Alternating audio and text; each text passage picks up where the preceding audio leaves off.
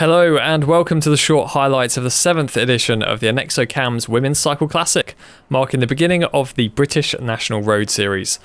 In the past, this race has taken place in summer, but it's moved to an early spring slot for 2023, and the race promised a day of mud, crashes and mechanical mishaps on the gravel roads of Rutland.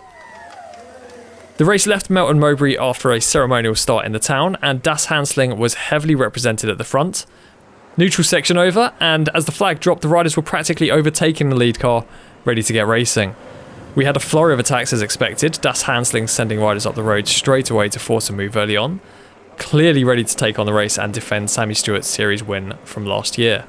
But nothing would stick. We saw moves from Sammy Stewart herself and Monica Greenwood trying to get away, but each time they were chased back.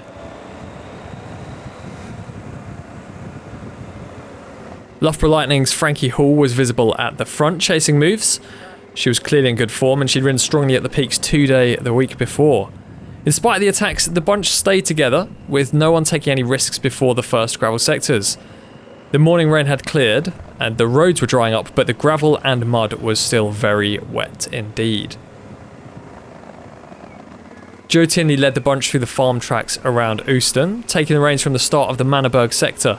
She was clearly in good form, floating over those muddy gravel sections and making light work of them.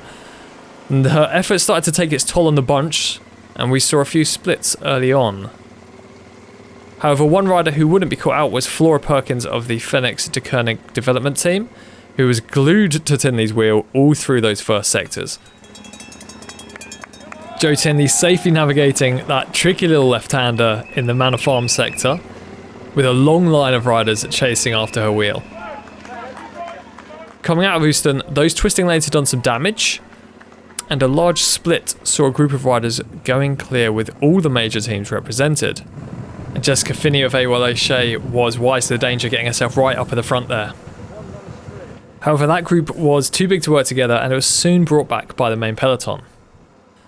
After some looking around, Pro Noctis, Das Hansling and Hutchinson Brother UK started to share the workload at the front of the bunch, pulling on the smooth roads between gravel sectors, but shortly before the first descent of the Sommerberg, the Pro Noctis team moved to the front.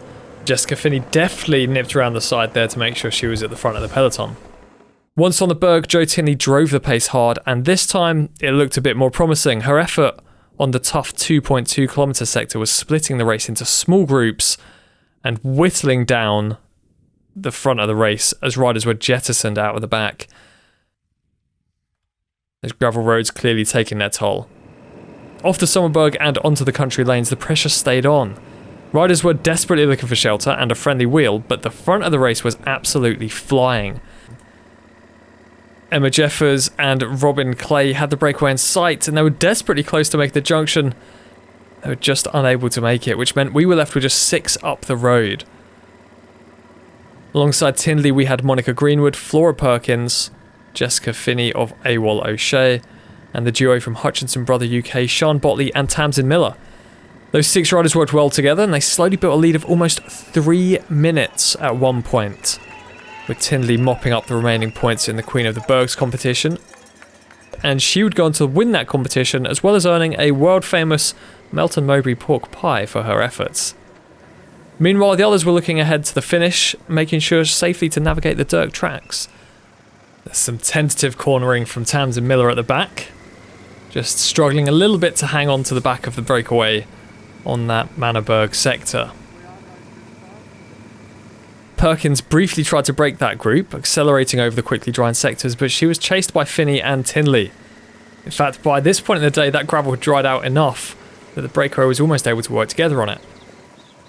As it happened, the group worked well together once back on the tarmac, and a stiff tailwind on the return journey to Melton meant a very fast pace, and the breakaway was happy to cooperate. As often happens at the CiCLE Classic, the paved sections were an opportunity to refuel, regroup, and maybe think about the finish.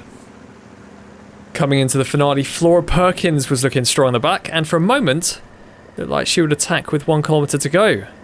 But instead it was Jessica Finney who broke ranks first, choosing her moment to attack perfectly as they reached some road furniture. In the final 500 metres, she put in a sharp acceleration, catching the others by surprise. In fact, that acceleration split the group, and only Monica Greenwood and Flora Perkins could hold her wheel. And it looked like the perfect opportunity for one of them, but they didn't quite have the energy to come round her.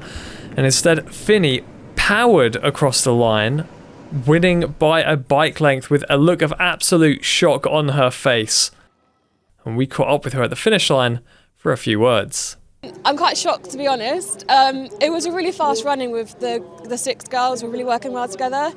And I didn't think I could beat the sprinters. I was like, I've got nothing to lose. I'm just going to go so early. So I went from the corner and I just held it. But that was the plan. I was like, okay, just get first to the corner and go. And that's your top 10. Jessica Finney taking the win ahead of Monica Greenwood and Flora Perkins. If you want to help us to support the British cycling scene, please consider subscribing, and we will see you next time.